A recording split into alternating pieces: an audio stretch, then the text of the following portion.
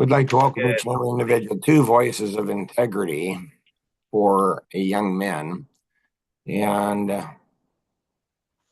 Kenny's got an interesting question for today. So go ahead, Kenny. Um, Consistency. I found that it's good to have consistency in your life. And I guess my question would be how to keep it once you obtain a little consistency in one area of your life, how to keep that so you don't lose that. Nice. Luke, what do you think? I think it comes down to a routine, the same every morning, the same every evening. But I don't know how like weekends and stuff like that. What It's hard. so what happens then if you have, I don't know, family night?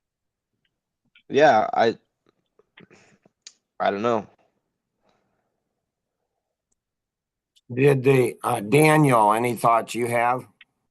Mm,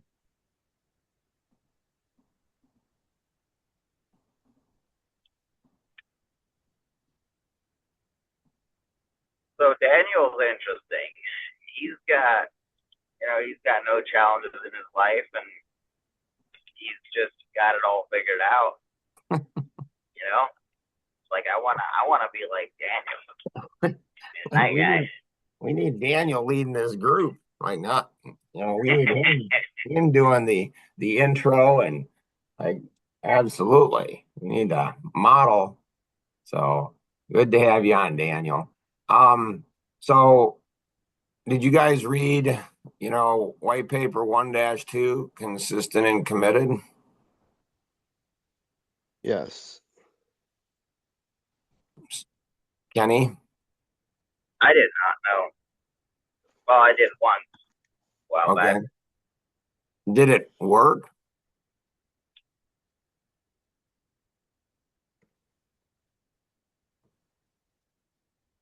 Obviously not.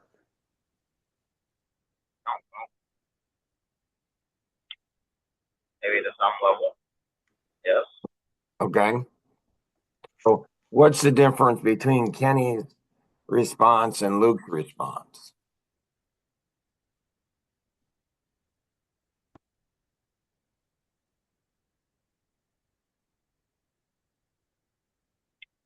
Um, my response is more like an ideal or nothing. Did it work? And Kenny's is, hey, it worked a little. So yeah, yours is black and white. Obviously not. And Kenny's is considering, next dimension principle. He's saying that, you know, some. And so which perspective is right? Probably both. Both. Kenny, Yeah, both perspectives are right. Both perspectives are right. And so, I mean, it didn't work fully because, you know, because, he wouldn't be bringing it up again.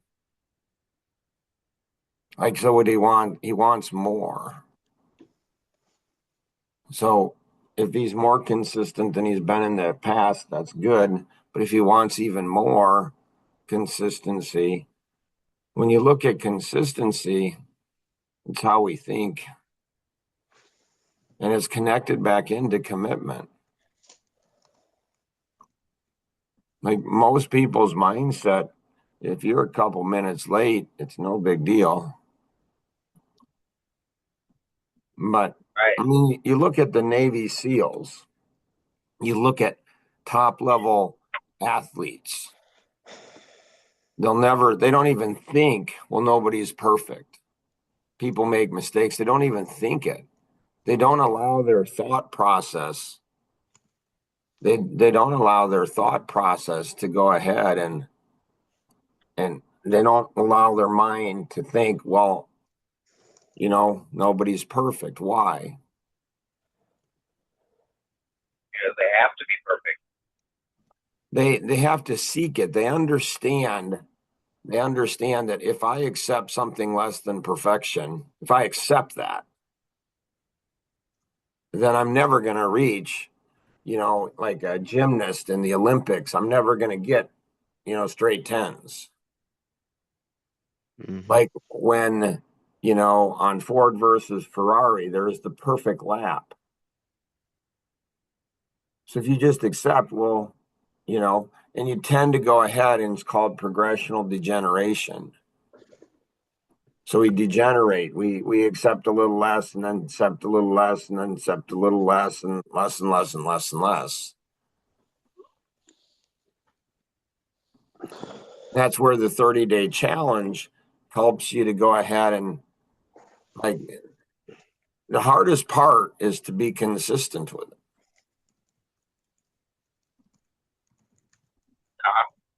So then you start taking on other challenges and you say, consistent. So what else do I want to be consistent on? So, take yourself. I've only met one person in the world. Maybe there's more, but try tracking all your mistakes for a whole year. Like, that dude was crazy. And then the next year he tracked every time he was uncaring. He made 7 mistakes in a year. And he had rules and guidelines, and he had other people holding him accountable. It's so funny to talk to the guy, because first thing is when you ask him about that, first thing people do is ask his wife, is that true? First thing. First thing, is that true? You can't make 7 mistakes. He thinks 7 mistakes just sucks. He thinks it's because he thinks in a I different. just That's more than 1 mistake every other month. On the caring, he was uncaring once. Like he goes whole years, and it's like, what's the next level? I don't know, 2 years, maybe 5 years, 10 years. Like, how do you, like, it's just like a different way. It's a different way of thinking. It's like, like the Navy SEALs, like Tom Coons. Oh, I'm telling you, you get him. He was in Vietnam. He fought in Vietnam, and he went ahead as was on the Army Rangers. So that's special ops. I mean, it's crazy. He's like, so you learn to think in a different way. They're going through, the jungle, and they drop some stuff, poison, like and you got to put a mask on. And if you have a little pinhole leak, you'll die. He says it was the weirdest thing. Like, you're walking through, you get the mask on, you better have it on right. You make a mistake, you're not perfect. He says everything died. All of a sudden, birds are falling from the trees and animals, everything dies. He says, we're walking through the jungle. It's like, and he says, so it's interesting. And those that special ops guys are just, they're just insane. He says, but those Navy SEAL dudes, they're beyond insane. He's like, people think we're, the Army Rangers. He's like, Navy SEALs. He says, it's crazy. He talks with such admiration about them. And there's going to be competition between the different, services, the Army and the Navy and the Marines and Air Force. Like, each of them, they're competitive. Each of them think. So you look at that, and it's just like, so what do you want to be in life? And the larger your life vision is, the more consistent and the more committed you need to be. Does that help, Kenny, or answer a question or not? It does, yeah. like and they're training to be the as consistent and disciplined. Are they It just came to me like one of their things might be like they eliminate all distractions. I mean, like you're there where they live, everything's away from their personal life, away from, or am I wrong? Well, eliminate, they don't kill their wives and kids, if that's what you're asking. Okay, eliminate might not be the right word. Okay. So yeah, in their mind, they have the ability to look big and small. Like Katie, she's bugging me. It's interesting. Once, in the adult Sunday school class, I went ahead at my dad's church. I taught adult Sunday school class for 10 years. And I said to the class, I said, hey, I'm not praying with my wife, and I'd like some accountability. I had one or two people that said something to me once or twice, adults, and then the pastor, who's a close friend of mine at the time. Later, he kicked me out of church, but at the time, he was a friend, and he came up and he said, "Hey, I heard that you're not praying with your wife," and I said, "Yeah, that's true." And he says, "You want me to help you, and you want me to, with accountability?" I'm like, absolutely. He says, "You don't know what I was going to do." I said, "Doesn't matter." And he laughs and he says, "No, what I was going to do is I was going to get up in front of the whole church and announce it to the whole church." I'm like, "Yeah, go for it. Absolutely do that." He never did. He never did. What held you accountable then? There was this little, like, I don't know, 7-year-old boy, 5-year-old boy, 7-year-old boy. He came up. It was cute the first time or two. It was cute the first time or two. And then he went ahead. He's like, "Mr. Boersma, are you praying with your wife?" I'm like, "No." We went to church Sunday morning, Sunday night, and Wednesday, and he was there every week. And telling you, I just wanted to swat the kid. Like, "Mr. Boersma, you pray." I mean, he was relentless. Probably the best coach I've ever had. I mean, he just absolutely was relentless. Jojo and Allie, they're 7 years old, twins, coffee connections. You guys want accountability? You just increase the pain of not being consistent. So whatever you want consistency on, if you fail on consistency, you pay them $1 or $5 or $10 or whatever you want to pay them. The more you pay them, the more consistent you're going to be. And every month, have them do it in front of people. Like, how'd you do? Every time you made a mistake, you pay them. You pay them financially.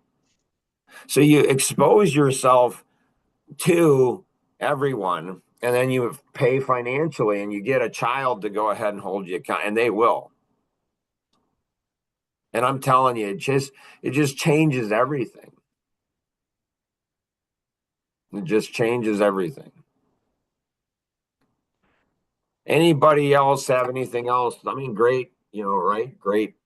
Great lesson. Wonder if this will get processed. Wonder if it'll get shared with other people. I mean, it might, because Jojo and Allie, they're going to love their grandpa because he's out there making money for them, like finding them jobs to do. I'm telling you, like they'll, and they pay, and you can pay them for holding you accountable, and you pay them more if you don't do it. So you pay them something monthly or weekly or whatever to hold you accountable. And then if you don't do it, then you jack that price up. You jack up what you're paying. There's once in accounting I've heard, and coaching I've heard, that somebody goes ahead in some coaching, man, this is taking it to another whole level. They make you write out a check for $5,000 to the organization that you hate the most. So, as a Christian, Christians, they might not be real enthusiastic about Planned Parenthood. Like, that might not be their favorite organization. And they make the check out. And if you don't do what you're supposed to do, they'll send that check to an organization that you hate. Like, that's playing at a whole nother level. When you start playing at those levels, man, it's crazy. I mean, it is really, really crazy. So, pass this along, pay it forward, pass it along to other people. If you have any questions, connect with the individual who invited you to participate in today's session, or you can call toll free 888-230-2300 outside the US 630-393-9909. And always remember, we can accomplish far more together than we ever could on our own. Have an amazing day. Bye-bye.